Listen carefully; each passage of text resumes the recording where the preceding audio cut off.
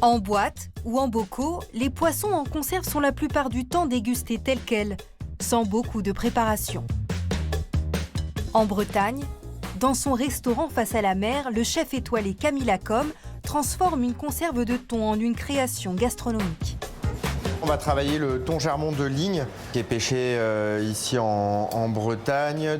Vous pouvez trouver ça dans une bonne épicerie ou un bon supermarché, quoi.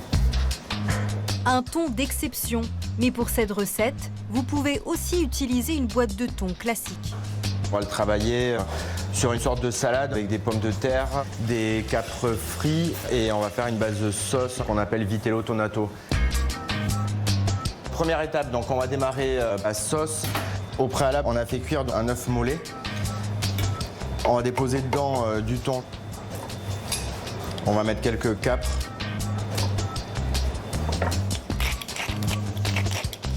Sel, poivre. Le chef ajoute aussi du vinaigre de vin blanc, de l'huile d'olive et un œuf qui a cuit pendant 5 minutes.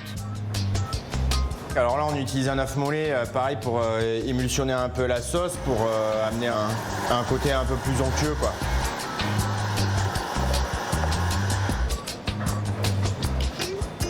On vérifie tout le temps l'assaisonnement. Donc là, la sauce est prête. C'est une sauce qui a un peu de texture, c'est pas comme une mayonnaise. Deuxième étape, la préparation du thon. Environ 250 grammes découpés en lamelles. Le thon là est assez ferme, il a une belle couleur. C'est des poissons qui sont quand même assez gras, qui sont riches en oméga 3 et en protéines. Avant de passer au dressage, le chef s'assure que les pommes de terre sont cuites, mais encore un peu fermes. Là, les pommes de terre, je vais juste les tailler en deux. Maintenant, place au montage de l'assiette. On vient mettre la base de sauce vitello tonato. On vient mettre les pommes de terre qui sont encore chaudes là.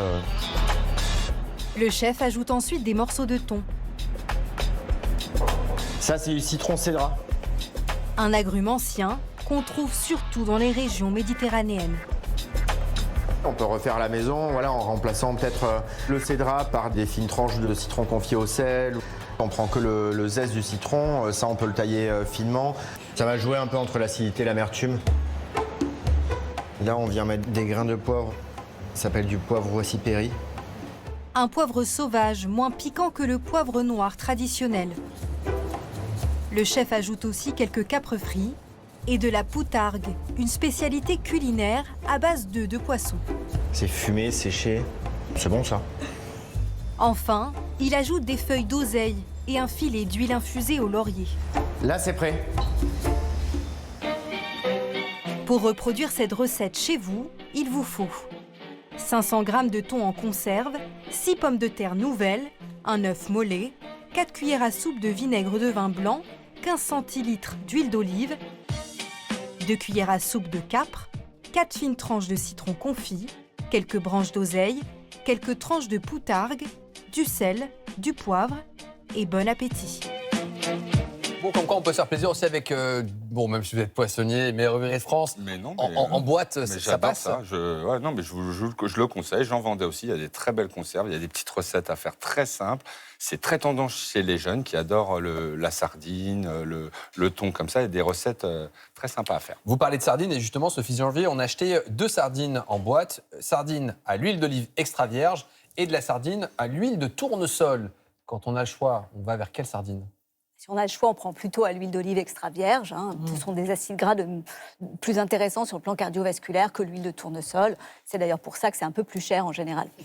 On a Raymond qui nous demande quels sont les poissons qui favorisent le plus la concentration de la mémoire. Ça nous fait penser du coup aux oméga 3 notamment, et l'intérêt de ces oméga 3 dans le poisson.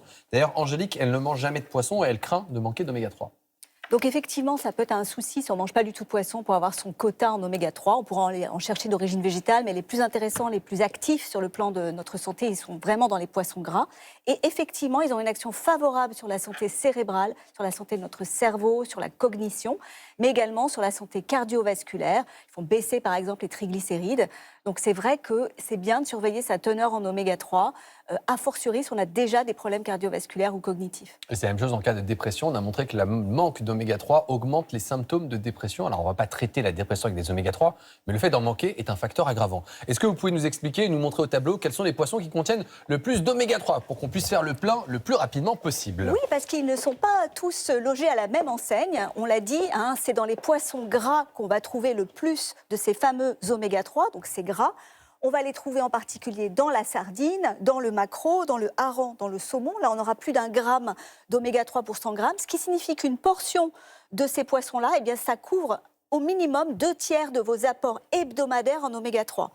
Intéressant également, même si moins riche, la truite, le thon et dans une moindre mesure le turbo, entre 0,3 et 1 gramme d'oméga 3, et beaucoup plus faible, les poissons blancs, comme le cabillaud, le colin ou la sole, inférieurs à 0,3 grammes, mais ils ont d'autres intérêts, des protéines, et ils sont peu gras. Arnaud Vanham, quand on est chez le poissonnier, comment est-ce qu'on sait que le poisson est frais? Ouais.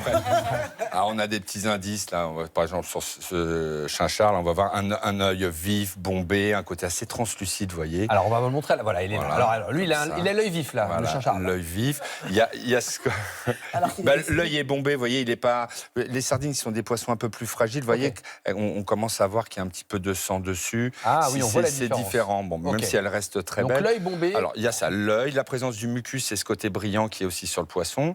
Il y a la rigidité cadavérique, voilà, il faut le poisson qui reste assez ferme. Là, on voit qu'il est assez ferme, qu'il tient bien, qu'il soit non odorant. Ah, l'odeur, c'est un... L'odeur, c'est important aussi. S'il y a une trop forte odeur, donc ça a une odeur sent un peu le poisson, voilà. quoi, c'est tout. Il y a une odeur de produit de la mer, mais bon, voilà, il faut qu'elle soit quand même raisonnée. Et puis voilà, des ouïes bien rouges comme celui-ci. Wow, c'est magnifique, mais non, on ne peut pas toucher, nous, quand on est consommateur. Alors souvent, vous pouvez demander... Alors franchement, les ouïes, vous n'êtes pas obligé de regarder. À l'aspect, un connaisseur par habitude, vous allez voir le poisson. Si ça a vraiment un poisson frais, un poisson qui n'est pas frais, vous allez très bien le voir. Puis faites confiance à votre poissonnier, à votre commerçant, à votre vendeur. Il faut créer ce lien aussi. Généralement, ce qu'il y a de saison est beau et frais. Hein, voilà. Je vois rarement du poisson pas beau sur des étalages de poissonniers. Ça m'arrive rarement. On peut toujours vous demander de nous le nettoyer totalement. C'est le travail du poissonnier. On n'est pas marchand de poissons, on est poissonnier, donc travailler. Alors pour les enfants, enlever les arêtes, évidemment. Et même pour les adultes. Pour les adultes, c'est ça. Alors après, il y a des petits poissons, on sait les manger.